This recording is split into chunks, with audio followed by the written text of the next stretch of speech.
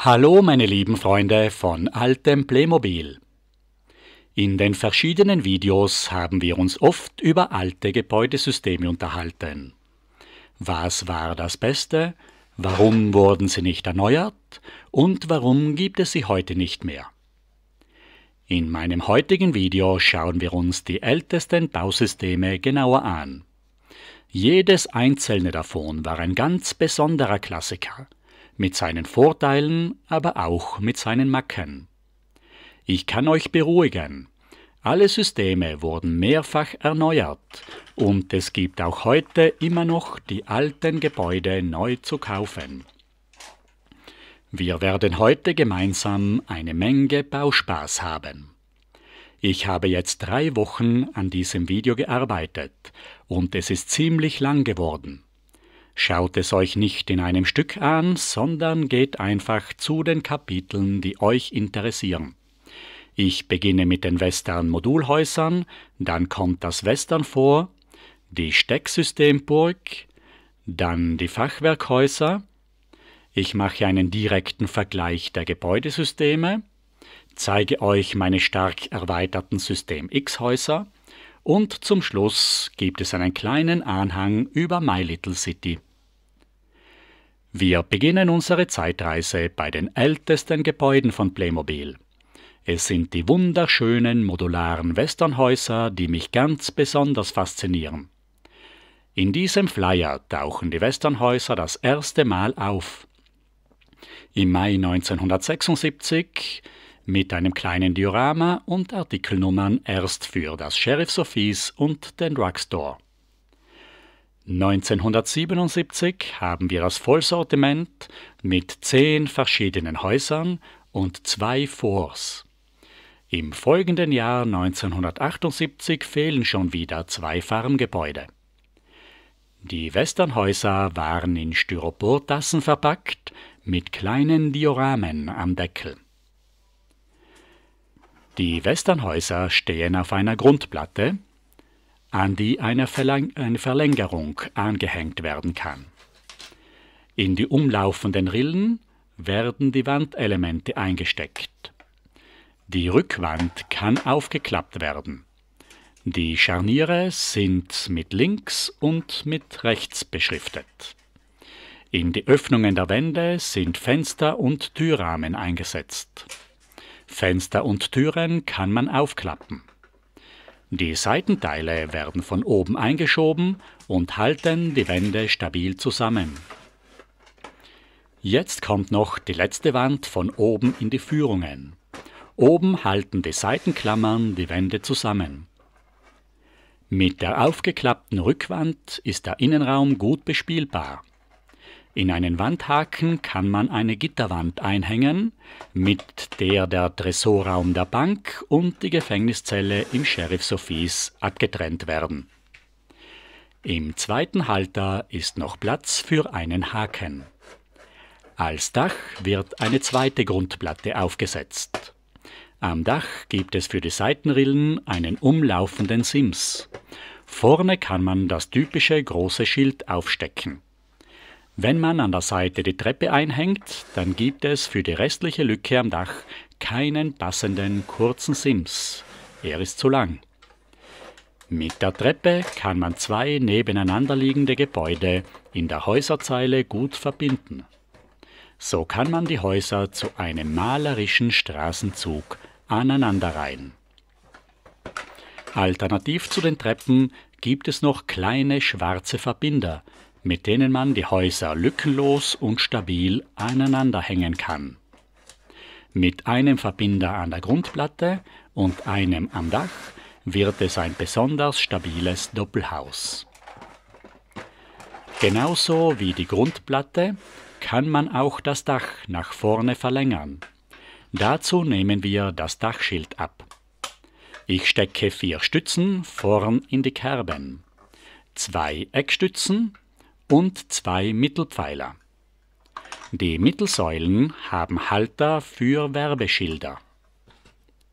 Zwischen die Stützen kommen 2 Handläufe, an denen man die Pferde anbinden kann. Einer links und einer rechts. Jetzt können wir die Dachverlängerung einhängen und auf die Stützen aufsetzen und gut einklemmen. Das Schild kommt ganz nach vorne. Für die Seiten gibt es genau passende kurze Abschlüsse. Genauso kann man einen Sims in die mittlere Rille hineinstecken. Es gibt 4 Westernhäuser ohne Vorbau und 6 Westernhäuser mit Säulen. Farmhaus und Stall haben ein Satteldach. Die 2 getrennten Dachflächen und der Giebel sind in die Rillen am Dach eingesteckt und ergeben ein formschönes Haus. Stall und Schmiede sind ohne Frontwände. An der Seite ist ein spezieller Schornstein eingehängt. Figur, Esse und Zubehör sind identisch wie bei der Mittelalterschmiede. Die Postkutschenstation hat einen einzigartigen, verkürzten Vorbau mit einem kleinen Schild und auf der Vorderseite ein großes Fenster mit einem Ticketschalter zum Aufschieben. Zur Bank und zum Salon passen das Wohnhaus und das Hotel farblich genau dazu und sie können als zweites Stockwerk aufgesetzt werden. Das blaue Westernhaus kommt auf die Bank und das gelbe Miners Hotel wird auf den Salon aufgesetzt, damit die Gäste bequem übernachten können. Jetzt können wir die nebeneinander stehenden Häuser entweder abwechselnd mit Treppen verbinden oder wir wählen die kleinen schwarzen Zwischenverbinder. Man kann einen Verbinder auf die Grundplatte stecken, einen zweiten auf den ersten Stock und den dritten auf das Dach. So bekommt man ein außerordentlich stabil verbundenes Doppelhaus mit 4 Zimmern. Wenn wir es umdrehen, kann man auf der Rückseite die Wände mit den Fenstern beliebig aufklappen und die Räume relativ gut bespielen. Wir haben hier das Hotelzimmer mit Regal, den Salon mit Tresen und Tisch, das Wohnzimmer und den Schalterraum der Bank mit dem abgetrennten Tresorraum. Die Gebäudehöhe ist nicht auf 2 Stockwerke begrenzt.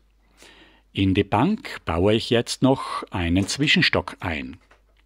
Jedes Stockwerk hat vorne eine Tür, deshalb braucht es auch oben wieder einen Balkon mit einem Säulenvorbau darunter. Auf die neu gewonnene Dachfläche setze ich wieder das oberste Stockwerk auf. Vorne kommt das große Bankenschild hin. Im Zwischenstock kann man wegen der Säulen kein durchgehendes Geländer verwenden. Deshalb nehme ich die Handläufe aus dem Erdgeschoss. In weißer Farbe würden sie natürlich viel besser passen. Man kann so beliebig viele Modulhäuser aufeinander stapeln. Die Scharniere an der Rückseite sind sehr empfindlich und können mit der Zeit leicht brechen. Damit man den gebrochenen Halter nicht wegwerfen muss, gibt es einen nützlichen Reparaturtrick. Man schneidet mit einem scharfen Messer die gebrochenen Halter glatt ab. In die 4-eckigen Löcher passen dann genau die schwarzen Steckscharniere der neuen Fachwerkhäuser, die man auch heute noch als Ersatzteile kaufen kann. Die Scharniere steckt man einfach in die 4-eckigen Löcher. Zwar schaut der Halter hinten etwas vor, wenn er wackelt, kann man ihn auch mit einem Tropfen Sekundenkleber befestigen. Die Halter der alten Rückwand passen genau in die neuen Scharniere und die Wand ist sehr schön und voll beweglich repariert. Jetzt setze ich das Scharnier wieder hinten links ein, die Rückwand funktioniert wieder. Die neuen schwarzen Scharniere passen allerdings nicht mehr gut zu den alten Originalen dazu. In den 80er Jahren ist das Sortiment auf 3 klassische Westernhäuser zusammengeschrumpft. 1993 wurden sie mit neuen Aufklebern und mit neuen Figuren versehen. Die Einzelhäuser für das 2. Stockwerk sind weggefallen. Die alten Modulhäuser blieben gleichzeitig mit den neuen Stecksystemhäusern von 87 im Sortiment, bis sie 94 von den neuen Gebäuden im Stecksystem ersetzt wurden. Zum 30-Jahr-Jubiläum von Playmobil gab es 2004 die einzige Neuauflage eines Modulhauses. In einer großen Sonderpackung mit Indianerzelt und Postkutsche. Von Antex aus Argentinien habe ich diesen interessanten Katalog von 2004 mit vielen Nachproduktionen vom Westernstall, einem zweistöckigen Farmhaus, Hotel, Bank, Sheriff und Saloon. Gleichzeitig mit den Westernhäusern von 76 ist ein zweites vollkommen eigenständiges Bausystem für das Western Fort herausgekommen. Beim Western Fort gibt es Zweier- oder Dreierverbinder, die auf die Palisadenelemente mit den Schießscharten aufgesteckt werden. Als Hilfsmittel gibt es ein spezielles Werkzeug, mit dem man die Verbinder einstecken und auch wieder abziehen kann. Die zusammengesteckten Palisadenelemente sind drehbar und können unten mit einer Strebe oder oben mit einem Wehrgang fixiert werden. Die Wehrgänge werden einfach an die Halter aufgesteckt. Es gibt auch Eckwehrgänge, mit denen die Gebäudeecken fixiert werden. Die Torflügel sind einfach mit Verbindern an die Palisadenelemente aufgesteckt. Das Schild bildet den Querbalken, der das Tor zusammenhält. In die Torflügel sind Haken eingehängt, die mit einem Bretterriegel verschlossen werden.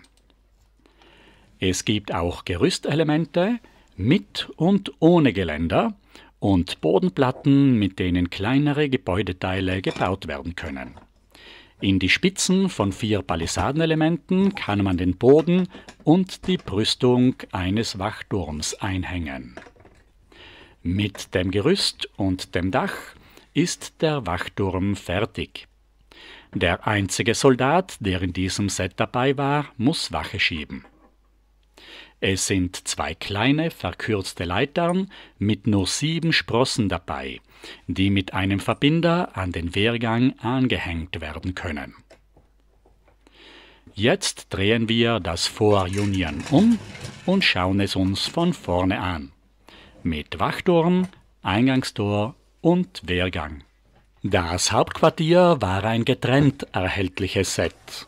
Die Seitenwände sind ganz besondere Palisadenelemente, die von einer eingehängten Grundplatte in Form gehalten werden. Eine zweite Grundplatte wird als Decke eingesetzt und das Hauptquartier ist komplett. Vorne ist die Terrasse eingehängt mit 2 Anbindestangen für die Pferde. Rechts ein kleiner eingesteckter Wehrgang mit Leiter. Den Innenraum kann man nur durch eine große Flügeltür erreichen und die Einrichtung hineinstellen, Bett, Tisch und 2 Stühle. Jetzt kann der Colonel mit seinem Silbersäbel in das Hauptquartier des 7. US-Kavallerieregimentes einziehen. Das Hauptquartier kommt entweder in die Stadt oder in das Fort. Im Jahr 1980 kam das Fort Randall heraus, mit dem Hauptquartier bereits dabei, neuen Aufklebern und mit einem Wachturm. Es war das einzige Nordstaatler-Set mit einer Soldatin. Der Wachturm steht nicht mehr auf den Palisaden, sondern auf einem hohen, 4-teiligen Ständer. 2 kurze Leiter werden zusammengesteckt, weil eine lange Leiter zu kurz ist. Mit neuen Figuren ausgestattet, blieb dasselbe Fort noch bis 1997 im Sortiment. 88 als Fort Bravo und 1994 als Fort Glory mit den neuen Figuren mit den Schuhen. 1999 wurde es schließlich vom System X Fort Eagle abgelöst. Jetzt kommen wir zum legendären Stecksystem, das im Herbst 1977 herausgekommen ist, mit 10 wunderschönen Gebäuden. Wir beginnen mit der Burg. Die Burgmauer besteht aus 4 unterschiedlichen Mauerelementen. Die volle Mauer, das Rundbogenfenster, in das man entweder eine Putzenglasscheibe einsetzen kann, mit dem originalen hellbraunen Fensterrahmen und den empfindlichen Scharnieren, oder aber ein schwarzes Fenstergitter. Hinten sind die Mauerelemente hohl. Die Tür mit den originalen Scharnieren wird mit dem typischen schwarzen Türriegel verschlossen. Alle Elemente haben 4 Steckverbinder. Als viertes kleines Mauernelement gibt es einen offenen Holzrahmen. Bei den Verbindern haben wir den Eckverbinder, den T-Verbinder und den Flachverbinder. Der seltene Mauernabschluss kommt nur bei Stadtwache, Bauernhof und Burgverteidigung vor. Dann gibt es noch den Strebepfeiler. Die Mauerelemente werden mit den Verbindern zusammengesteckt. Man kann mit diesen Elementen wirklich fast unbegrenzt flexibel und kreativ bauen. Dem Bauspaß sind keine Grenzen gesetzt. Die Stecksystemburg hat keine Grundplatte. Mit wenigen Handgriffen entsteht jetzt ein kleiner Turm. Jedes Mauerteil hat oben 2 Einschnitte. Dort können die Deckenelemente eingehängt werden. Es gibt große 1x2 und kleine 1x1 Deckenelemente. Es gibt auch eine wunderschöne Treppe mit Podesten unten und oben, die man beliebig außen und innen und an allen Seiten einhängen kann. In die Ausschnitte passen auch weitere Zubehörteile, wie dieser schmiedeeiserne Arm mit einer schönen gelben Laterne oder dieser Halter für Wappen oder für einen Fahnenmast. Hier kann man zum Beispiel das Burgwappen einklemmen, es wird dafür das normale neue Ritterschild verwendet. Auf 2 Laternenarmen kann man ein großes Querschild aufhängen. In die Mauerkronen kann man auch Wehrgangelemente einhängen. Zwischen den Wehrgängen gibt es einen passenden schwarzen Verbinder. Die unbenützten Schlitze muss man beim Stecksystem mit den kleinen hellbraunen Lückenfüllern abschließen. Es können beliebig viele Stockwerke aufgesetzt werden. Für den Turm gibt es ein kleines Pyramidendach. In die Turmspitze kann man entweder einen Wetterhahn oder die Ritterflagge hineinstecken. Es gibt noch einen Balkon, den man auf ein Wehrgangelement aufstecken kann. Die Balkontür kann man allerdings nur halb öffnen. Für die Burg gibt es außen ein schönes, großes Burgtor mit Zinnen und ein kleines Scheunentor mit dem Riegel der kleinen Tür. Das große Burgtor hat 2 Torflügel und 2 Halter für einen Querriegel. Mit diesen wenigen Elementen können wir schon eine kleine Burg zusammenstecken.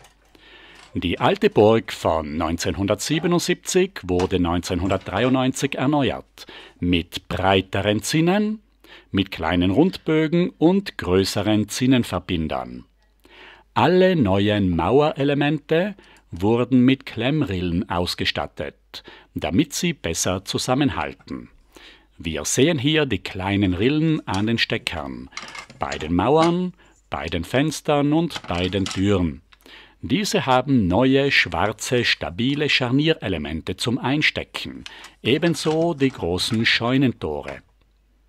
Die empfindlichen Fensterrahmen der Putzenglasscheiben sind bei der neuen Burg und bei den Neuauflagen nicht mehr hellbraun, sondern schwarz. Damit erkennt man ganz leicht nachgekaufte Ersatzteile. Die Deckenelemente wurden auch verbessert, weil die alten Halter sehr häufig abgebrochen sind. Die 1x1-Decken haben einen Stecker für eine Flagge. Die neuen Halter sind viel kleiner und weniger empfindlich. Bei der neuen Burg von 1993 gibt es noch viele funktionelle Bauteile, wie diese Fallluke mit einem Hebel, die man in einen Turm einbauen kann. Oder diese neuen Fenstererker, wo ein Traufenelement als Dach darauf passt. Es gab noch Schießscharten in den Mauern und die neuen Rundtürme zeige ich euch gleich bei der Burg. Jetzt vergleichen wir nämlich die alte Burg von 1977 mit der neuen von 1993. Bei der alten Burg ist der Hof von einer einfachen Ringmauer umgeben, mit einer Reihe von Strebepfeilern. Das Burgtor mit dem Riegel, hinter den Zinnen gibt es nur vorne einen kurzen Wehrgang. Der rechte Burgteil besteht aus dem Schuldturm mit einem Stiegenaufgang hinter dem Fachwerkrahmen und mit einem Geländer. Unten hat der Turm ein kleines Verlies, der Eingang ist im ersten Stock, das obere Stockwerk erreicht man mit einer inneren Leiter. Das oberste Stockwerk besteht nur aus einem Fachwerkrahmen ohne Geländer. Der linke Burgteil besteht aus einem großen zweistöckigen Fachwerkhaus mit Stiege, im Erdgeschoss Stall mit Scheunentor, die Innenseite mit einer Fachwerkfront, im Wohnraum die Rittertafel mit Silbergeschirr, Thron und Waffenständer. Durch eine Tür kommt man auf den Balkon hinaus. An der Außenseite hat das Wohngebäude einen Zinnengiebel, unten 2 vergitterte Fenster und oben 3 Butzenglasfenster.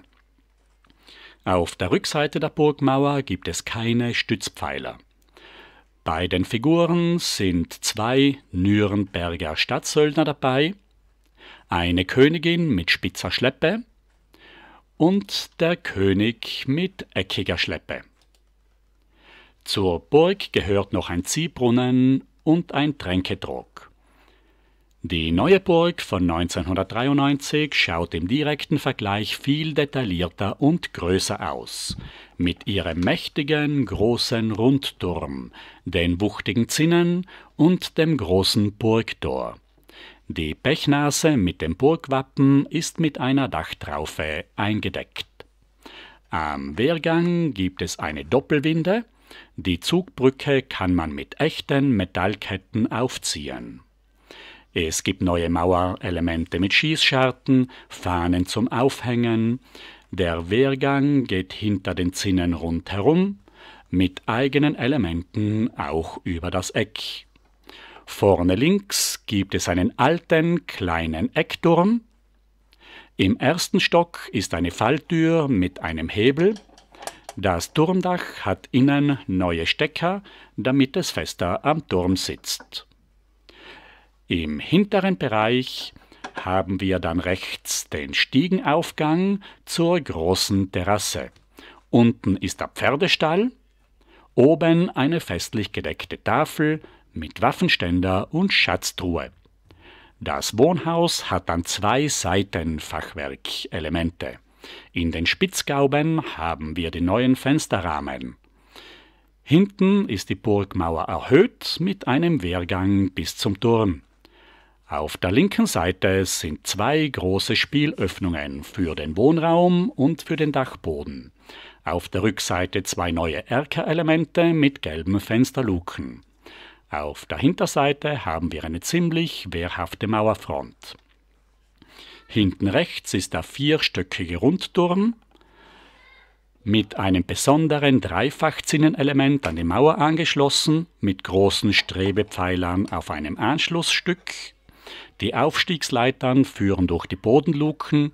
Es gibt immer wieder ein offenes Seitenteil zum Spielen. Das oberste Stockwerk besteht aus einem großen Zinnenkranz mit einem großen Kegeldach und mit Wetterhahn. Der Rundturm kann auch ohne Dach verwendet werden. Außen ist ein Kranarm angebracht, den man auch nach innen schwenken kann. Eine wunderbar gelungene große Burg, die bis 2003 im Sortiment blieb. Diese Burg ist eigentlich schon perfekt, wir werden sie später aber trotzdem noch ein wenig umbauen.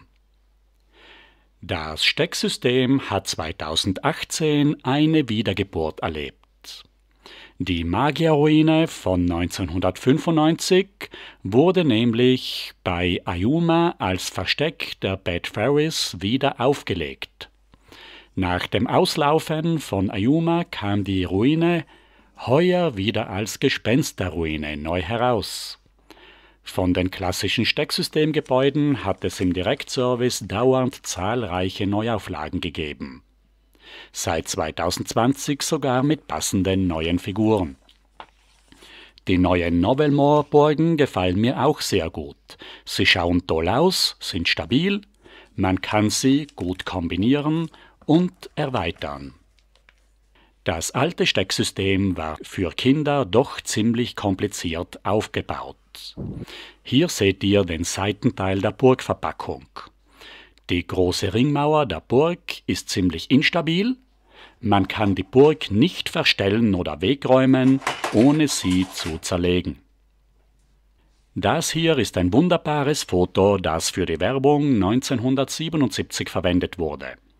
Hier war der begnadete Dioramenbauer eindeutig mit einer Säge am Werk. Man kann die Türme nicht direkt an die Dächer anbauen, wie es auf diesem Foto zu sehen ist. Die ideale Burg ist für mich möglichst klein und stabil. Diese 3×4 große Burg habe ich mir vor vielen Jahren für meine alten Ritter gebaut. So klein, dass sie gut in den Schrank passt. Ohne Hof, aber mit Terrasse für eine festliche Tafel. Hinten ist die Burg offen zum Bespielen, mit alten Wappen und Fahnen. Ich habe auch einen Balkon für die Fanfaren eingebaut. Jetzt können wir gemeinsam an der Burg von 1993 weiterbauen. Mitten hinein stellen wir einen großen Wohnturm mit dem Eingang im ersten Stock, unten einen Stall, die geraden Mauern kann man mit Balkon und Erker auflockern. Die Rückseite der Stockwerke lassen wir offen zum Bespielen. Das Geländer passt perfekt auch zu den neuen Zinnen. Als Turmspitze setzen wir ein kleines Wachhäuschen auf, in der Form von einem kleinen Turm. Man kann es nicht feststecken, sondern nur lose aufstellen. Neben dem Bergfried braucht es auch ein Wohngebäude. Wir nehmen einfach das normale Fachwerkhaus der Burg her. Auf der rechten Seite hat es 2 Erker, die Rückseite ist offen, statt 2 Dachtraufen habe ich Zinnenelemente eingesetzt. Die erhöhte Mauer verbindet das Wohngebäude etwas versetzt mit dem Bergfried, damit es locker aussieht. Das wunderschöne Burgtor mit Zugbrücke und Bechnase kann man nicht weglassen. Wir müssen es seitlich mit 2 Mauernelementen verbreitern, weil wir sonst keinen Anschluss zum Wehrgang haben. Links und rechts der Toranlage kommen 2 schöne große Rundtürme mit Bogenfenstern.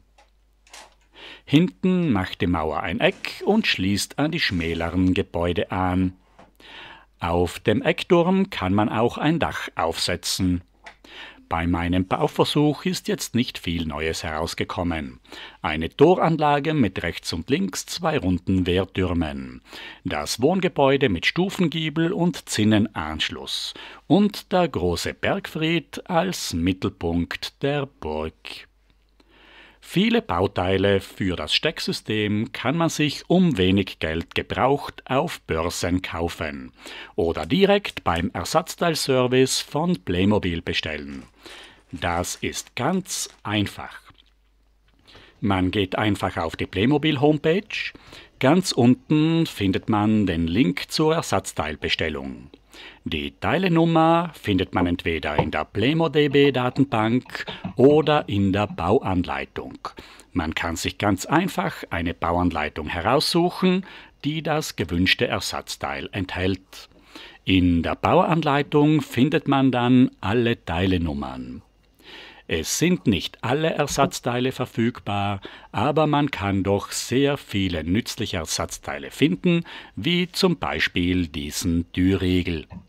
Die Teilenummer kommt in die Ersatzteilbestellung und man kann sich das Teil in der gewünschten Anzahl in den Warenkorb legen. Das ist eine große Hilfe und eine wunderbare Dienstleistung von Playmobil, auch wenn nicht immer alle Ersatzteile verfügbar sind. Jetzt kommen wir zu den Fachwerkhäusern. Sie sind gemeinsam mit der Burg im Herbst 1977 auf den Markt gekommen. Am Frontelement zeigt der Querbalken die römische Jahreszahl Anno Domini 1976. Bei den Stirnseiten sind links und rechts die Eckverbinder mit den Stecköffnungen fest eingebaut, deckungsgleich und kompatibel mit den Mauerelementen.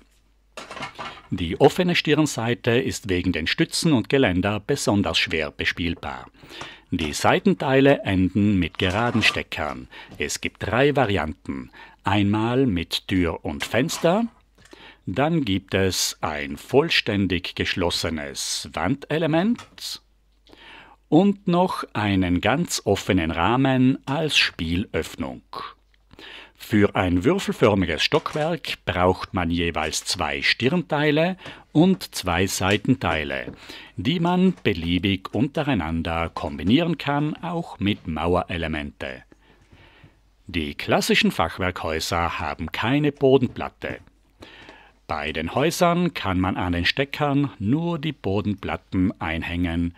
Die Laternen, Halter, Schilder und das besonders kunstvoll geformte Zunftwappen kann man in besondere Öffnungen weiter unten an den Wandelementen einhängen. Für ein Stockwerk braucht es 2 Deckenelemente. Der Spalt dazwischen wird mit einem langen Deckenverbinder geschlossen.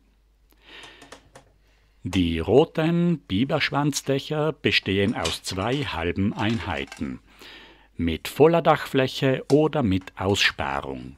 2 Elemente werden am First zusammengesteckt. Man könnte damit auch ein halbes 2x1 Haus eindecken. Für ein ganzes Haus muss man weitere 2 Dachflächen mit speziellen Dachverbindern anstecken. Insgesamt ist die ganze Dachkonstruktion ziemlich kompliziert. Das aufgesetzte Dach wird noch mit 4 kleinen Dachtraufen festgeklemmt, die immer leicht abspringen. Ich bin der Meinung, man hätte die Dachelemente auch aus einem Guss machen können. Dann wäre alles einfacher und stabiler geworden. In die Aussparungen am Dach kann man die Gauben einsetzen.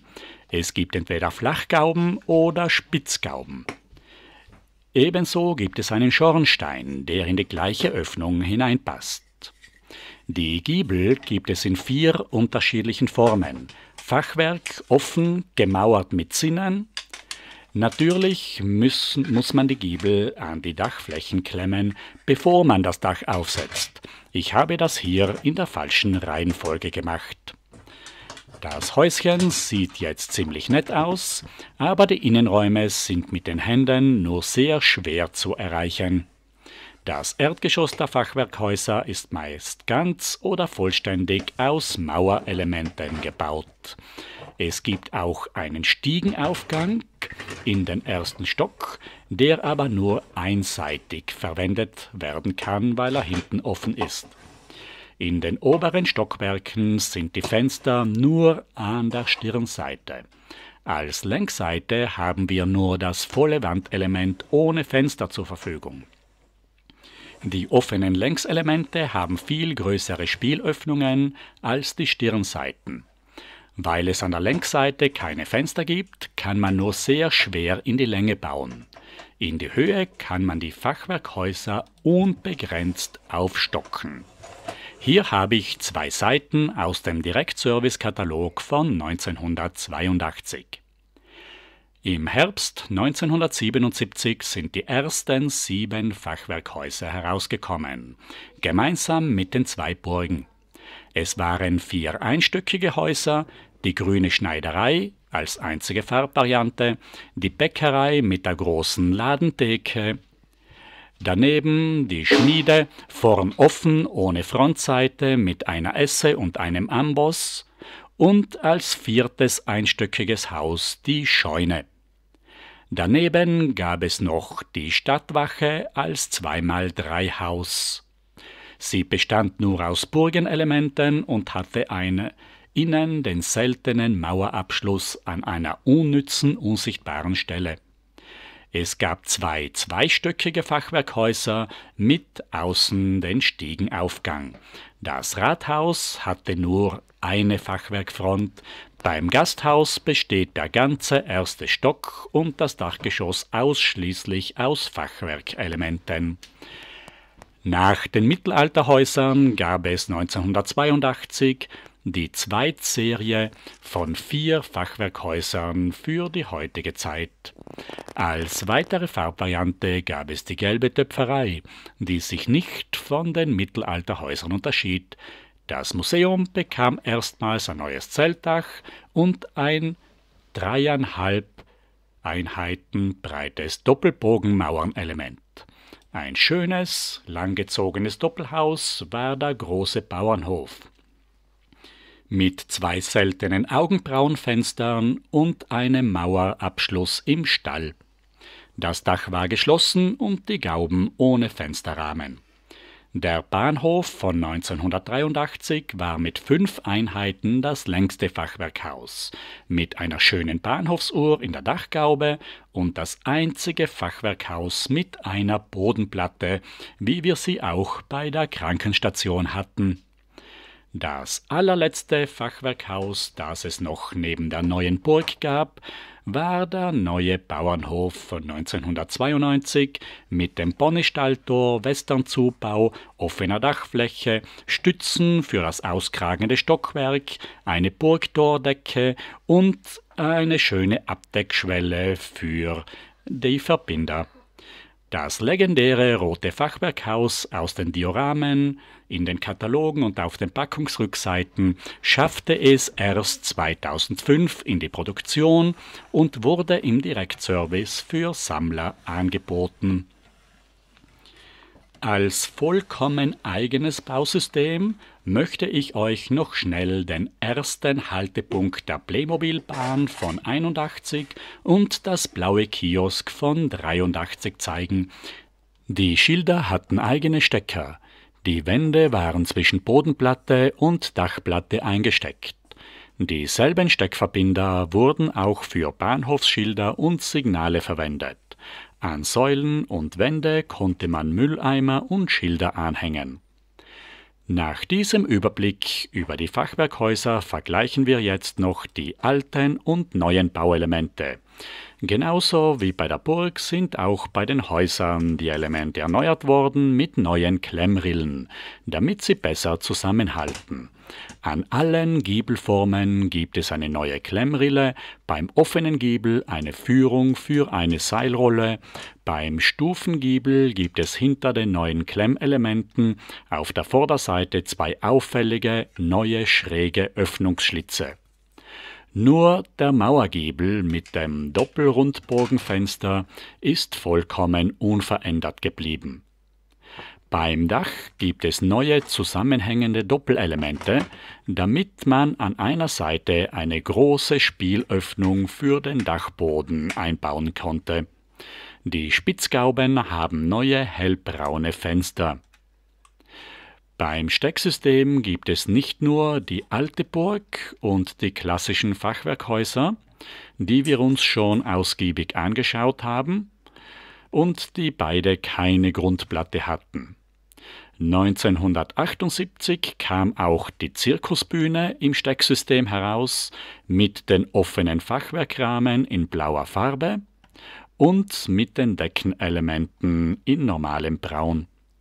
1982 kamen neue Stecksystemgebäude in Holzoptik und flachem Dach mit Fachwerkunterbau oder mit Grundplatte zum Zusammenstecken oder mit einem etwas höher gestellten Grundsockel, der bei den Western-Gebäuden und beim Wochenendhaus von 87 verwendet wurde.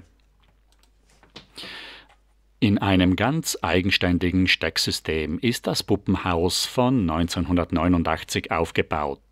Mit dem alten System kompatibel sind die neuen Westernstadthäuser von 1993.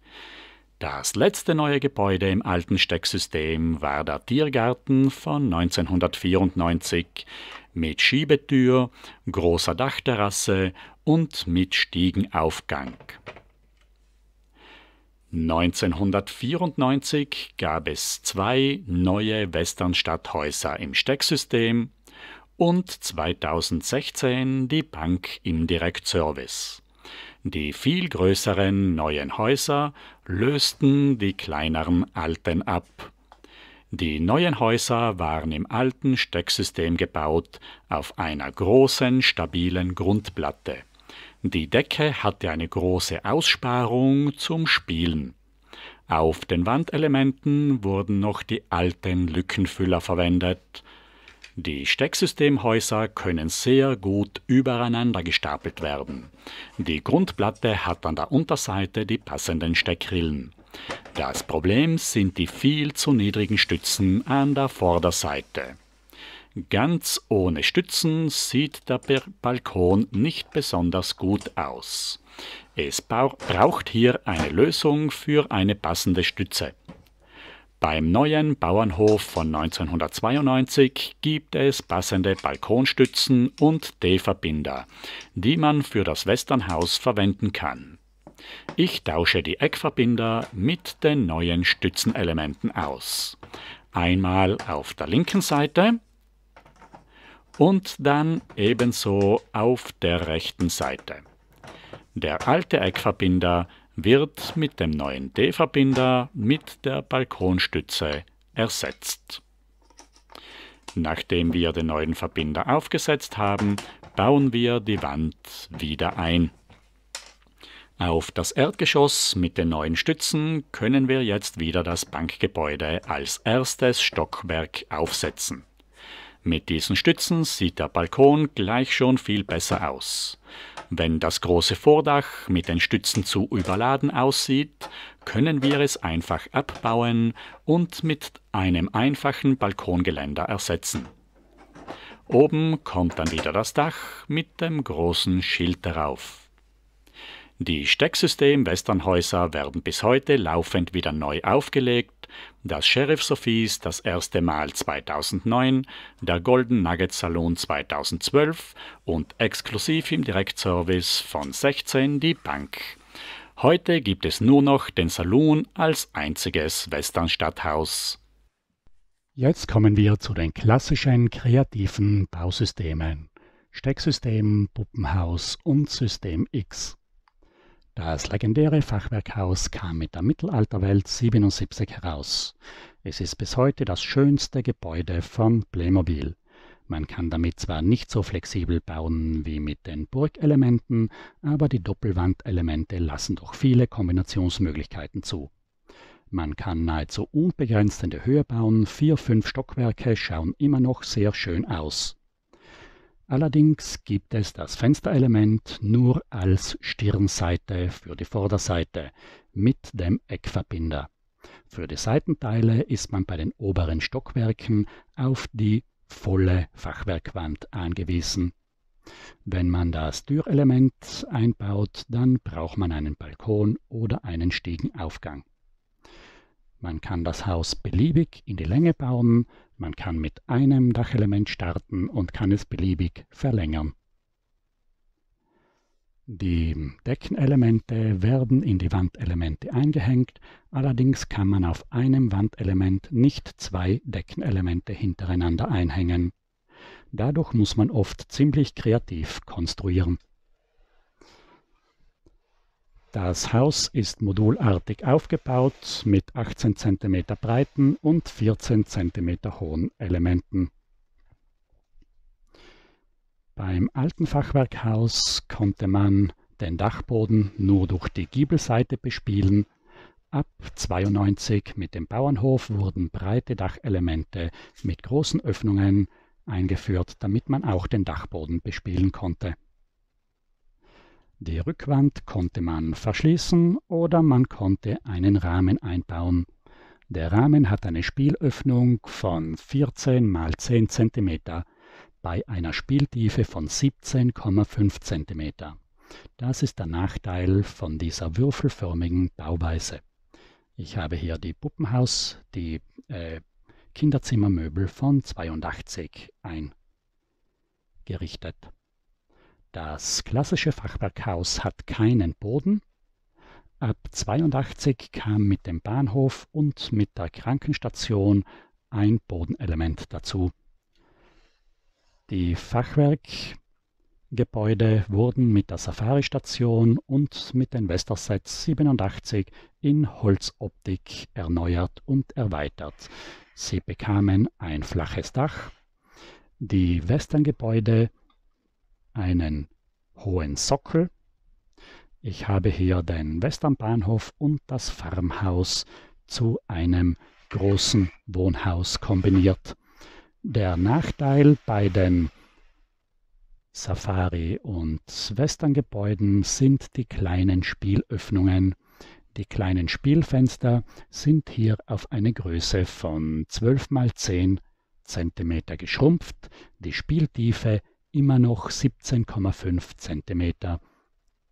Die Einrichtung ist sehr einfach. Wir haben hier das Geschirrregal von der Bäckerei, die alten Westernstühle und Tische von 76, dann gibt es noch einen Schaukelstuhl, eine Bank und die Krankenhausbetten sind die typischen Schlafstätten für die Westerngebäude. Ziemlich opulent geht es im Puppenhaus zu, ein riesengroßes Gebäude. Es ist immer noch in der Breite auf die Fachwerkelemente ausgerichtet. Die Höhe ist um einen Stecker höher, aber es macht keinen Sinn, die Fachwerkhäuser mit dem Puppenhaus zu kombinieren.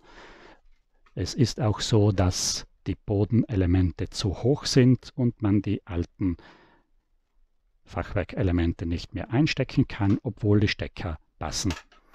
Ansonsten weiterhin die Steckbauweise, die eingehängten Deckenelemente, die Lückenfüller und die Deckenverbinder. Das Puppenhaus steht auch auf einem großen, stabilen Sockel. Die Länge und Breite wird vom Dach vorgegeben. Das Firstelement ist nicht veränderbar und deshalb ist die Standard-Dachgröße 3 x 5 Elemente. Wenn man das Haus nach unten verbreitern will, dann muss man terrassenartig vorgehen und abgestufte Terrassen anlegen. Es gibt auch eine Möglichkeit, das Haus mit 3 x 2 Elementen zu bauen. Das habe ich euch beim Pavillon gezeigt. Beim Puppenhaus wurde auf eine bessere Bespielbarkeit geachtet. Deshalb hat man hier sehr schmale Rahmen eingesetzt, damit man die volle Spielöffnung nützen kann. Wir haben hier eine größere Spielöffnung, aber wir haben auch eine viel tiefere Breite. Wir haben hier 3 Elemente in die Tiefe. Das ist oft ein Problem beim Spielen, aber auch beim Einrichten der Möbel.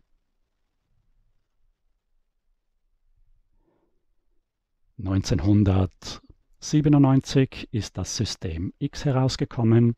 Das System X schaut zwar von außen viel hässlicher aus. Es ist aufgebaut auf die Grundplatten mit den Steckern.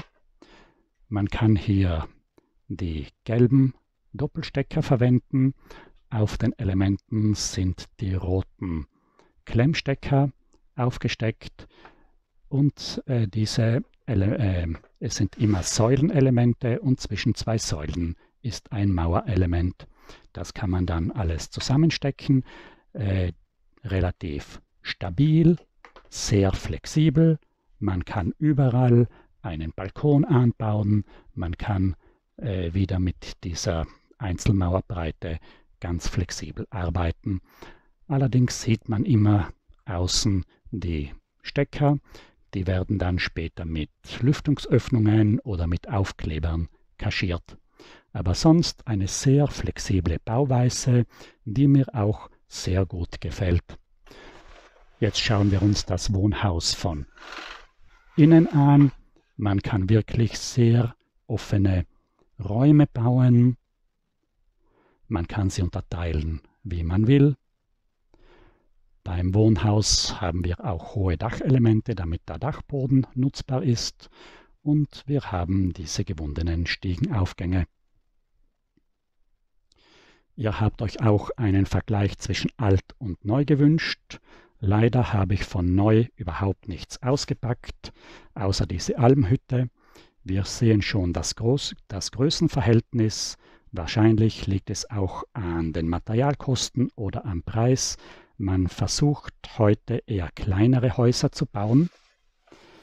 Die Elemente sind dadurch viel dünner. Theoretisch sind es auch Steckelemente, aber man kann sie nicht mehr flexibel zusammenbauen.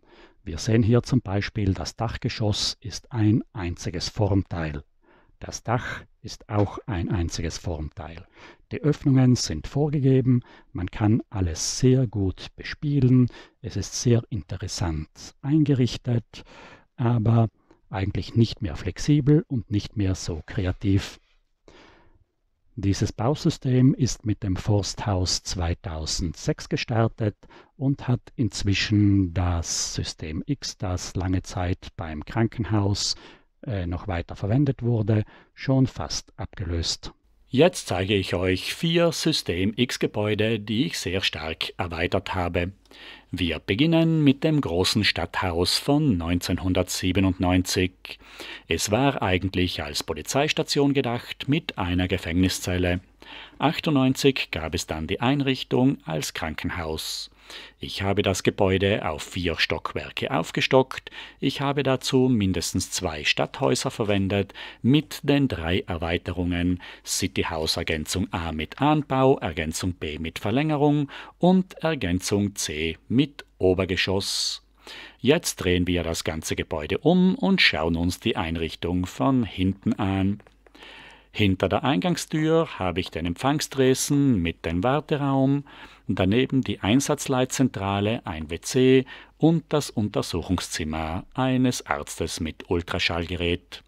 Am Hubschrauberlandeplatz der Rettungshelikopter von 87, der grüne Operationssaal von 86 und seine blaue Neuauflage von 98, WC, Säuglingsstation, Krankenzimmer, das gab es auch bereits 84 und in der Neuauflage von 98 ebenso einen zweiten blauen Operationssaal. Nach diesem großen Krankenhaus schauen wir uns das Wohnhaus aus dem Jahr 2000 an. Wir haben hier auf der rechten Seite einen Carport mit Terrasse und Terrassentür aus Glas. Dann gibt es noch eine andere Terrassentür mit Fensterflügeln, die Eingangstür mit Postkasten, das Zusatzstockwerk und noch das 3. Aufbaustockwerk mit umlaufendem Balkon, vorne noch einen kleinen Balkon von der Größe 1x1. Sehen wir uns das Haus mit den Erweiterungen an. Ich habe nur 2 Erweiterungen mit dem großen Zusatzgeschoss und mit dem kleinen Zusatzgeschoss. Das sind die verschiedenen Möglichkeiten für die Erweiterung dieses wirklich großartigen Wohnhauses. Jetzt schauen wir es uns von hinten an mit der Einrichtung. Hinter der Eingangstür habe ich den Wohnbereich, der auf die Terrasse hinausgeht, mit Polsterecke und Flachbild. Fernseher, die Küche mit den verschiedenen Kücheneinrichtungen, dann habe ich 3 Wendeltreppen mit ihrem flexiblen Geländer, das Kinderzimmer mit Wickeltisch, das Badezimmer und ein größeres Kinderzimmer mit Spielsachen. Und hier geht es hinaus auf die Terrasse. Im Dachgeschoss habe ich einen Haustierraum mit Kratzbaum und Katzenkorb, Aquarium und ein Schlafzimmer mit 2 Einzelbetten. Über die Wendeltreppe geht es noch weiter hinauf in das 2. Dachgeschoss, wo die Mutti das Kasperltheater für den Kindergeburtstag übt. Jetzt kommen wir zum 3. Stecksystem, System X-Haus. Es ist die Polizeistation aus dem Jahr 2004. Die ist eingeschossig gebaut gewesen. Ich habe sie auf 3 Stockwerke aufgebaut, mit 2 Vorbausäulen, einem Balkon. Auf der linken Seite haben wir das Gefängnis, auf der rechten Seite habe ich eine zusätzliche Eingangstür angebaut. Mit dem Aufzug kann man hinauffahren. Am Hubschrauberlandeplatz ist der Polizeihubschrauber von 96 und oben haben wir das typische Dach mit dem Polizeiaufdruck. Diese Polizeistation war nicht mehr ein neutrales Stadthaus, sondern konnte nur als Polizeistation mit diesem Dach verwendet werden. Hinten sehen wir im Erdgeschoss den Eingangsbereich mit dem aufklappbaren Tresen, ein Fahndungsplakat, aber 2 Verbrecher haben wir schon geschnappt und in die Gefängniszelle eingesperrt. Ursprünglich war sie mit blauem Gitter. In diesem Stockwerk habe ich einen neueren Waffenschrank, am Hubschrauberlandeplatz den Hubschrauber. Und im 2. Stock gibt es ein Büro mit dem Stadtplan am Dach, noch einen Gittermast mit den Funk- und Satellitenantennen. Das letzte System X-Gebäude, das ich euch heute zeige, ist die erste Feuerwache aus dem Jahr 2002. Herausgekommen als neutrales Stadthaus mit Hubschrauberlandeplatz und mit einer zivilen Familie als Bewohner. Ich habe es um ein weiteres Stockwerk aufgestockt mit der wunderschönen Glasfassade, mit dem achteckigen Dach, das ich hinten geschlossen habe und mit einer kleinen Pyramide von der Raststätte abgedeckt habe. Angebaut habe ich 2 Falltore von 2009, im 1. Stock die Mannschaftsräume und dann kommt als Anbau noch ein hoher Schlauchturm mit dem Dach von der Feuerwache 2005. Das Hauptquartier von 2002 war doch ziemlich spartanisch, aber mit den Ergänzungen von 2005 und von 2009 ist es doch eine ansehnliche Feuerwache. Am Landeplatz der Exklusivhubschrauber von 2004, im Eingangsbereich der Klapptisch, in der Garage die Feuerwehrfahrzeuge von 96, am Schlauchturm habe ich die Rutschstange angebracht, die Stockbetten und die Einrichtung des Feuerwehrhauptquartieres musste man sich 2002 als Zubehör extra kaufen. Im obersten Stockwerk passt als Einsatzleitzentrale genau das Schaltpult aus dem Flughafen Tower hinein. Diese Gebäude gefallen mir besonders gut, obwohl die Stecköffnungen an den Decken besonders hässlich ausschauen und die großen Gebäude mit ihren kleinen Grundplatten wegen dem Eigengewicht nicht besonders stabil zusammenhalten. Das Stecksystem wurde ja später mit viel größeren, stabileren Grundplatten ausgestattet. Zum Abschluss unseres Videos schauen wir uns noch kurz die kleinen, netten Modulhäuser aus der My Little City Serie von 2009 an. Ich fand diese besonders interessant. Die 4 unterschiedlichen Häuser und den Adventskalender konnte man beliebig untereinander kombinieren. Man konnte damit eine kleine Stadt mit einer Häuserzeile, Verkaufsgeschäften und Wohnhäusern selber zusammenstellen. Diese kleinen Häuser passten allerdings nicht zu Polizei, Feuerwehr, Schule und Krankenhaus. So ist das Sortiment 2022 ziemlich zusammengeschrumpft und inzwischen ganz aufgelassen worden. Damit bin ich auch schon am Ende des heutigen Videos angelangt. Ich hoffe, dass euch mein heutiger Vergleich der alten Bausysteme gefallen hat. Es ist wirklich eine sehr große Bereicherung, dass Playmobil so viele unterschiedliche Systeme herausgebracht hat. In jedem einzelnen Bausystem stecken ganz besondere Möglichkeiten, wenn man sich damit beschäftigt. Und es ist ein ganz besonderes Geschenk, dass Playmobil auch heute noch viele ausgelaufene Bausysteme wieder neu herausbringt, wie das Puppenhaus, die Western-Stecksystemhäuser und die Fachwerkhäuser. Das kann für einige Sammler eine Enttäuschung sein, wenn seltene und gesuchte Teile plötzlich wieder neu aufgelegt werden. Aber Playmobil ist eben keine Wertanlage, sondern ein Spielzeug, an dem alle ihre Freude haben sollen. Ich bedanke mich bei euch herzlich, dass ihr bei diesem Monstervideo zugesehen habt. Als nächste Videos plane ich die Dioramen der Packungsrückseiten, eine Übersicht der alten PKWs und die Geomission von 2020. Ich wünsche euch allen ein schönes Wochenende und freue mich, wenn wir uns das nächste Mal wiedersehen.